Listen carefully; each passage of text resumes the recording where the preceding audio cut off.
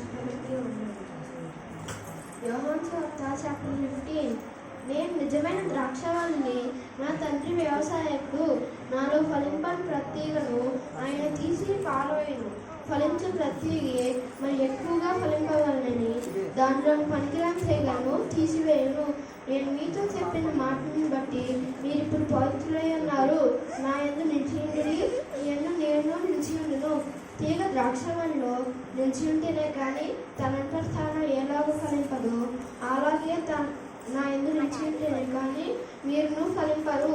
ద్రాక్షవల్లిని నేను, తీగలు మీరు. ఎవరు నా యందు నిలిచినో నేను ఎవరి యందు నిలిచినో వాడు బహుగా ఫలించును. నాకు వేరుగా ఉండి మీరేమీ చేయలేరు. ఎవడైనా నా యందు నిలిచి ఉండని యెడల వాడు తీగ వలె బయట పారవేయబడి ఎండిపోవును. మనుషులు అట్టి వాటిని పోగు చేసి అగ్నిలో పారవేతురు, అవి కాలిపోవును. ఆమేన్.